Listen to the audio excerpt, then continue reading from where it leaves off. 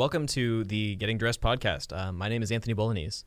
And I am Leon Leppa. And we are style professionals based in the DC area. Not that that matters at all to you because podcasts are everywhere. But this is really just an introductory episode letting you know what we are, who we are, what we're doing, all that kind of good stuff. Our goal with this podcast is really just to be a conversation, a fun, spirited, lighthearted, sometimes, most of the time, conversation about all things style as it pertains to men and women's fashion, casual, formal, everything that kind of comes to mind. So it's going to be very fluid. Every episode is going to kind of have its own thing. Maybe we'll bring guests in. Maybe we'll have Joe Rogan to hop in. We'll see what happens. I don't see him as a style icon though, so never mind. But Leah, introduce yourself a little bit more. Tell everyone who you are, what you do, and why people should really care about what you have to say. Yeah, thanks so much, Anthony. I'm super excited to start this podcast. Like I said, my name's Leah Leppa. I am a certified personal stylist, and I own and operate District Style, which is a brand dedicated to elevating women's presence through style. So with that, I go into women's wardrobes, I audit their wardrobes, and I ultimately just help them become a better version of themselves through style. So really excited to bring that perspective as well as all the things that I'm learning into this podcast today and beyond. So tell me a little bit more about why you are here and what perspective you're bringing, Anthony. This already feels so canned. I promise we will get more casual as time goes on. This is the first time either of us have ever recorded a podcast. So we might start drinking. Just to loosen ourselves up. But anyway, I'm Anthony Bolognese. I'm the owner of Capitol Hill Clothiers, a boutique custom clothing brand, concierge service. Don't operate out of a storefront. And I just kind of go to my clients' houses, bring whiskey and cigars, do kind of the same thing that you do, audit their wardrobes and kind of figure out what they need, what they have, and what they want, and guide them in the right direction as far as modern stylings and provide custom professional attire for men and women in this area and beyond. Yeah, So kind of getting into the reason we started this podcast, obviously I want to hear your perspective, Anthony, but for me, there are a couple different things that kind of came to mind as we were chatting through even having this conversation in the first place. Number one is style is such a part of our personal brand. It's the first representation of who we are, and first impressions are so important in today's world. Even in the Zoom world, as the remote world, some people are going back into the office. I think there's a sore lack of information and misinformation, if you will, about what style actually means for the individual. There's really a difference between fashion and style, and a lot of people just don't understand that. And so I want to demystify a lot of those pieces around style and how help people understand how they can make it much more custom and individual for themselves. But interestingly, and another reason I'm excited to chat about all these things is I've actually been speaking with a few employers, and they've had interviews with a few people, and they have come back to me and said, we're not going to hire this person because they weren't dressed appropriately for the interview, or they hadn't come prepared for this networking event. And for me, my alarm bells were kind of going off thinking, well, you would think that anyone could go online and look up something on Instagram or an influencer or literally Google professional style, but alas, the answers aren't being found. And so I hope that we can address some of those issues, but also just shed a lot of light on what style actually means and how people can come to an individual understanding of it. Definitely. And that's also interesting. I was actually having a conversation with somebody a couple of days ago mentioning that the perspective that I have and that you have of style is very different than, I would say, the average person, because we're not just in the industry, but we also have kind of had an affinity for style in the past. And when we are thinking about new clothing purchases or what we want to wear day to day for any situation, we're actively taking into account all of the things that we know and are well versed in when it comes to what style is and what it means in the situation. And when we don't know something, we're the first ones to Google it and look at influencers and look at style trends and look at the runway even, as a lot of people do. But I think there is a bit of a disjointed nature to how we look at it versus how a lot of other people look at it. So I'm very curious to hear other people's opinions as well on, their style journey, whether, they're starting from absolutely no knowledge about style and then whether somebody woke them up to it, or if they just kind of happened upon it and saw that right influencer or that right celebrity wearing the right thing and started taking an interest in it. How did you first get into style in the first place? What was your journey in 20 years or less. Yeah, 20 years or less. So my first introduction, I guess, to style was in high school. Classic. I watched What Not to Wear and fell in love with the show. Actually met Clinton Kelly in high school, which was just a trip. He was wonderful, just as sassy in real life. So we both have each of them. I've got Lauren Conrad. You've got We both have each of them, yes. And so basically I started experimenting with style. I definitely wore all black, lots of neutrals, and realized that that wasn't necessarily something that I was excited about, but I didn't know what my style actually was. Continued to experiment in college, went to the other end of the spectrum, started incorporating a ton more colors into my style. And then I started actually helping family and friends throughout this journey, just going through their wardrobe, complimenting them on their looks, or saying, hey, maybe... diplomatically saying you're messing this up real bad right now. Maybe that isn't the best thing to be wearing for your body type, but realized that I had always told myself that I wasn't creative, but that style actually became a creative outlet for me. And I realized that I was actually naturally gifted in that arena.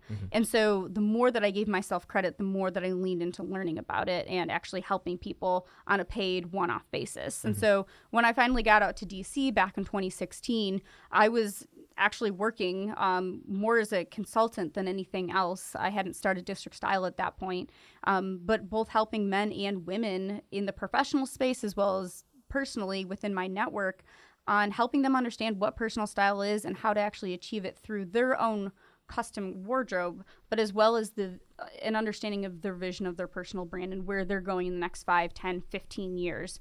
And so that's really how I evolved. I got certified in personal styling, and then, of course, I started District Style. And so I wanted to elevate my education so that I could ultimately tell people the reason why I thought the way that I did, and it wasn't just some theory that I was pulling out of nowhere. There's actual science behind it. So that's really how I got to where I am today. What about you? That's also, really quick aside, that's also, that last point is an interesting thing, like the science behind it. I think that that's something that, I mean, even in my world, like, I'll say this in a minute, but my experience with style has been very trial and error. Totally. There's been I think a lot of people's has, but as far as putting a formula together or any kind of scientific method applying to someone's wardrobe or their personal style, I think it's an interesting take that I'd love to expound more on. Maybe next episode. Teaser. We'll see. Definitely. Yeah, I think we should. But no, as far as my journey, I was also a member of the Black Clothing Only Club in high school, as well as Who isn't back in high school? Yeah, black hair, Yeah, it was a whole thing. Everyone had a scene phase. Hey, I had blonde hair in high school. All right. I Yeah, know. we all had our times. I know.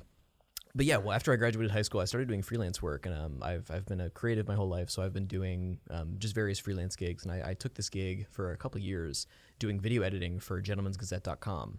If you're listening to a style podcast, I highly recommend looking up Gentleman's Gazette because he's still, Sven Raphael Schneider, the owner, is still putting out fantastic content very consistently, and just through osmosis and watching and editing these videos for 40 plus hours a week, I learned more than I ever would have imagined learning about menswear specifically, all while wearing hoodies and sweatpants in my bedroom editing these videos. So by the time, like you said, by the time I moved to DC, I noticed that there's a lot more people in professional attire, and I kind of had a reason, I think I was 20, maybe, right about 20 when I moved up here. And I just kind of saw this opportunity to build out my own wardrobe and start learning more about it. And the people that I started interacting with in this area were just like you said, the influencers and the bloggers and stuff in that world that were not necessarily pioneering style trends, but were definitely on the pulse. And getting to know them, becoming friends with them, and kind of working with them in various capacities allowed me to kind of branch into that realm. And starting Capitol Hill Clothiers was a symptom of that. I met with my co-owner at the time, and we just kind of theorized about our experience with clothing and our affinity for our own personal style, and decided to start Capitol Hill Clothiers to kind of serve that market in a more, not passive way, but I guess a little bit less of a business-centric way. It is a business, all things considered, but it's definitely more a way for me to connect with people and teach style and just have fun with it versus, making a quota, because I'm not going to fire myself if I don't sell a suit every month, Right. And fun side note, that's how we met too, Yes. through Capitol Hill Clothiers. And I had no idea who you were at the time and didn't know we'd be starting a podcast years later. But Yeah, that was a fun accidental encounter. Lots of wine. Lots of wine, always lots of wine. I think you brought up a good point, though. As you moved to DC, you started realizing that DC actually isn't the mecca of style and fashion, which hopefully, us and many others are pioneers in that space and trying to bring that creative outlet into the personal lives of everyone around us, because I just think there really hasn't been any light shown on that before. And as a quick disclaimer, we will not be making this a hyper-regional podcast. I don't want us to talk about DC a whole lot, but it inevitably will come up because that's where we're recording this. That's where we both lived for several years now. So we will be drawing off of that. And I'm actually also asking the listeners, kind of curious to hear your perception of style in different areas. Totally. Because I know when I moved to this area, I really had no idea what DC was. I knew that it was the capital. I grew up in Florida. The education system wasn't quite that bad, almost. But I really had no idea that, all the government contracting stuff that was going on here and consulting and even stuff on the Hill. Like, I never really considered this to be a style mecca. Most people, rightfully so, think of LA and New York when it comes to that kind of stuff. So it's interesting to be serving a market that is decidedly not known in the style world at all. But that's interesting. And I'm very curious to hear from people just where they're from and what the style is like there. Because I know that I don't think I've ever brought a suit back to Florida from DC, because I would never imagine myself wearing a suit in Florida. Totally. Just because maybe it's the life that I had there or the people that I'm seeing there, but there's really no reason to. Exactly. And I think that's a good point, is neither of us are from DC. And so I think we bring interesting perspectives. I'm from the Midwest in Michigan. You're from Florida. Obviously, we've traveled around all over the country. So I'm hoping that our listeners do share some of their ideas of what style actually looks like around the country. But also, we're not blind to some of that either. So I think we will have I hope that we bring a unique perspective from our own backgrounds as well. Yeah. Not to make this too inside baseball. Again, this is the first episode. You'll have to roll with the punches here, guys. But back to the idea of a personal brand and personal style. How do you define someone's personal style? Any individual?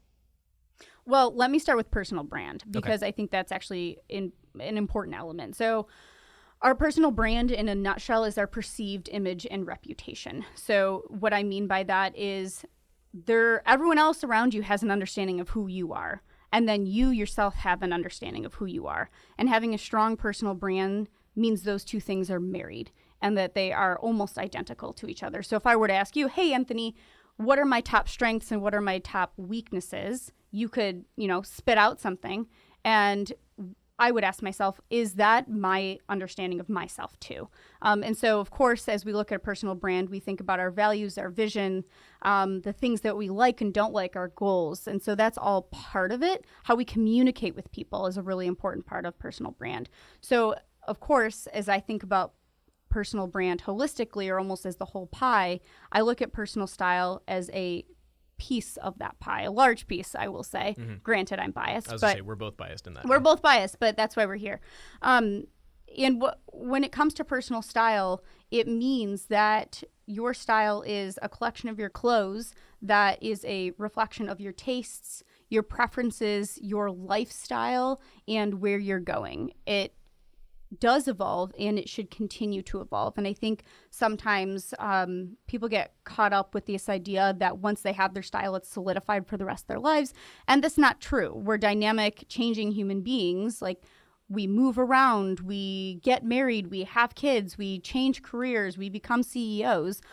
Our style should be an absolute reflection of who we are in the present time. And so honestly, I think that's the beauty of personal style, is because you can communicate a message to the world without ever having to talk to someone. And there's power in that. Definitely. I would also add that in a more optimistic toward the future way for any individual, your personal style can also get you to where you want to be. And not to sound like, I'm trying to make a sales pitch for anything here, because it definitely sounds multi-level marketing way. But like, dressing for the job you want is something that I think everyone has heard that phrase throughout their life. But it's really a thing. I mean, dressing for where you want to be, who you want to be around, whether it's, streetwear and trying to, kind of make friends just out in the world, or professional where, getting a job or finding new networking opportunities and stuff like that. Your personal style is definitely a great way to get your foot in that door, even in a way, like you said, before you ever actually open your mouth. Yeah, absolutely. Funny side note, I just finished the show Inventing Anna.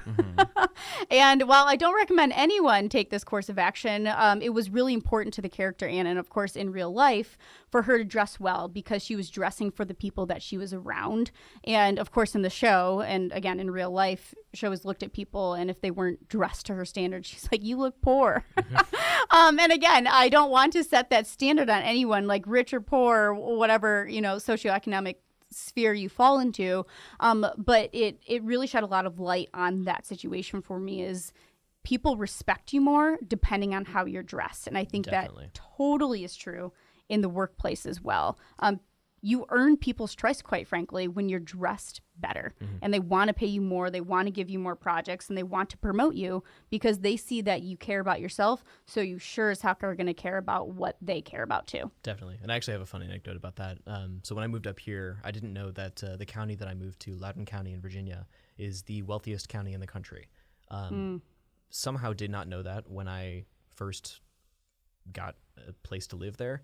And very quickly realized that I needed to up my game when it came to like just my professional image and really kind of sidestep some of the normal processes to get to where I wanted to be so that I could afford to continue living there.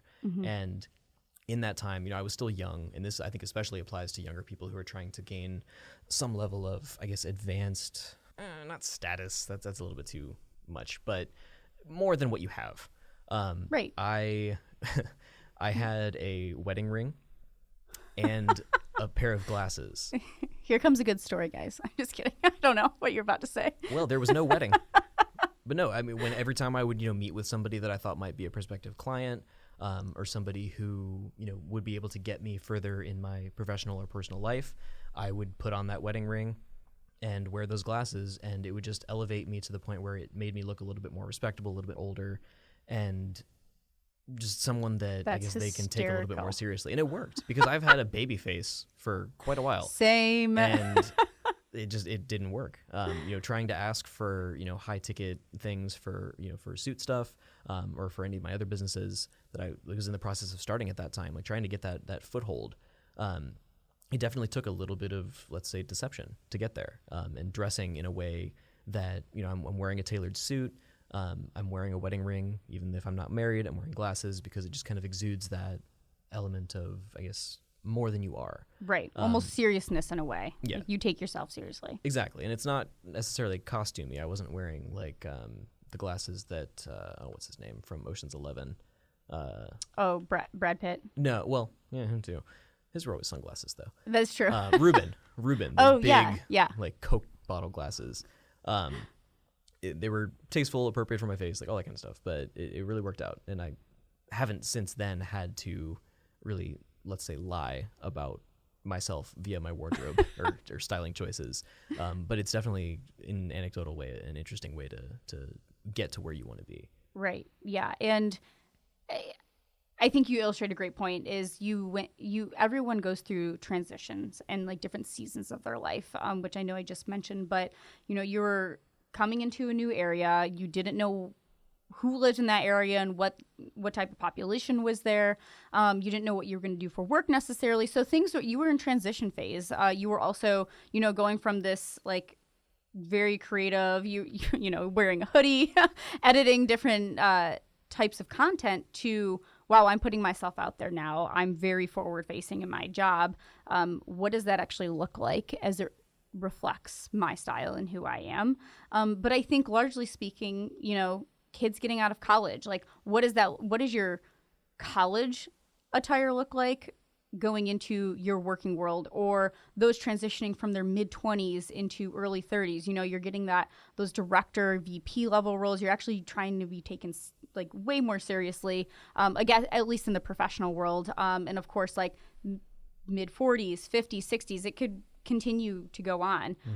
We all face transition, and I think there's a really important element of self-awareness to be considering as we think about personal style and what that actually means for us as we go through those transitions. Like taking myself, for example, I'm trying to audit my own closet just as much as I am for my clients, and just realizing that I've really tried to dial into understanding my personality type as it relates to style, which we'll go into in other episodes.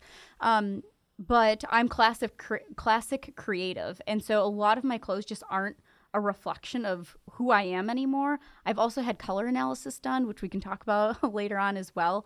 And a lot of my clothes just don't serve my color palette as well. And so acknowledging that I'm in a season of transition in my closet and being okay with, hey, I have way less pieces right now, but I'm building more in, and it's going to become way more intentional, and I'm going to feel way more confident because of it. Definitely. And I think that's also, and capsule wardrobe is a whole different episode, but being able to kind of audit your own wardrobe is definitely a necessary step. And before you necessarily compare yourself to an influencer or a celebrity in their wardrobe, being able to look at yourself and kind of spend the time. This is the perfect time of year for that. I'm doing the exact same thing. As we inch closer and closer to spring, committing to being spring. I'm getting all of my sweaters and stuff off the rack at home. Yep. And evaluating, like, okay, I didn't wear this once this year. Like, am I over turtlenecks? Have I had my time in those? And then the same thing with the stuff that's now making it onto my garment racks. All right, I remember not wearing this that much last year. Am I thinking about wearing it this year? Do I fit into it? Thanks, COVID. Hashtag COVID-20 is a real thing. Yeah, just kind of like having the wherewithal to not just use that same roster of pieces that you've been using for the past several years, and taking the initiative to kind of look at style trends, or even just ask people that that are stylish, like that are always kind of wearing something interesting and new. That's honestly a lot of how I have made friends in this past 6.5 years of being here, is just kind of walking up to people on the street and being like, hey, like those shoes are really unique. Like, where'd you get them from? And that is a great way to start a conversation and just make a new friend in fashion. And as much as, like you said, we are biased toward fashion in our relationships, I think to the average person, it's still an important thing to be able to relate to people in that way, and let yourself be influenced not just by social media, but by the people around you, and the people that actually are wearing things that make you notice. Because if you notice it, you like it. Right. I think the thing for me is, like, use the tools at your disposal to help you understand your personal style. Outside of course, hiring a stylist, like Instagram is going to be really helpful. Understanding what you like on people that you already know. Pinterest is really, really great. Looking up literally things as specific as like street casual for office, right? And then honestly, Google Shopping is for some reason not super popular yet, but I think it should be, because it really helps you narrow your search. Like, you could literally be looking up like hot pink pleated midi skirt, and a plethora of options will come up. And so there are free tools at all of our disposal that are really, really helpful when it comes to elevating our personal style and understanding it. And I do think that, there is an element, like I mentioned earlier, to being willing to do that research yourself and knowing the piece that you're looking for. But having those relationships that, with people that are as honest as you, with your friends and family, and being willing to say, like, hey, probably not that for you, but maybe this, in whatever diplomatic way you choose to do so. I think it's an important thing to be able to do that relationship wise. And I think that there's also a benefit to being willing to kind of do that deep dive sort of research yourself. And everyone kind of has their own journey. For even in my instance, like, I was at the airport coming back from Boston a couple weeks ago, and I saw a guy walking through the terminal wearing just dark jeans and a white denim jacket.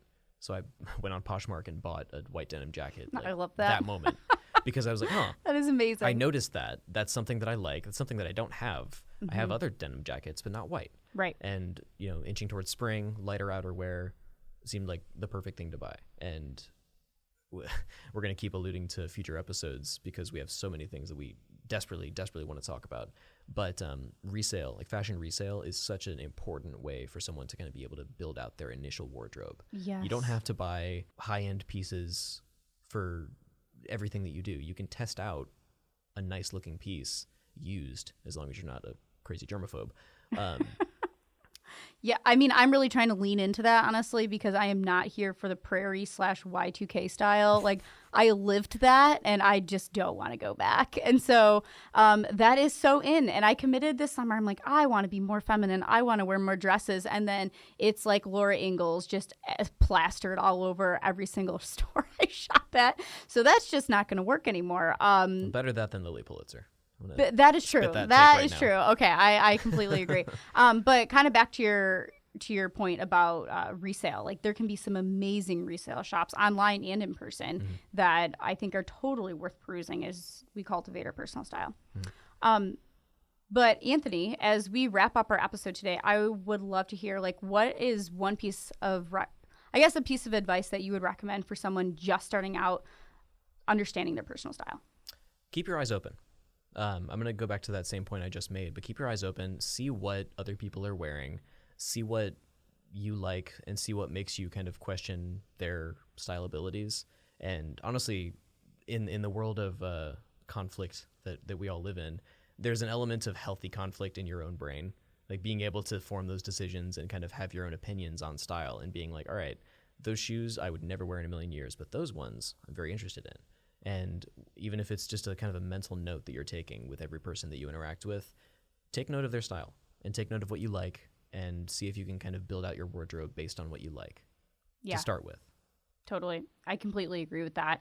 I would also add is evaluate what you currently have and get rid of some pieces. My basic rubric for understanding what we should get rid of is if it doesn't fit, remove it from your closet. If it looks outdated, remove it from your closet. If it's worn out, remove it from your closet. And if you just don't like it anymore, remove it from your closet. And I like to think about this in seasons. Not everyone lives in seasons, but we do. And I always have, actually. And so if I didn't wear, a sweater for the entire winter and I just don't like it anymore, it's time to remove it from my closet. And so I think that's actually a really good place to start as well, so that you're not overwhelmed with clutter, understanding where your baseline is at. Yeah. Awesome. Well, I hope that was a fulfilling first episode. Like I said, we will definitely clean things up and be a little bit more comfortable as time goes on. But we're excited to have you along for the journey.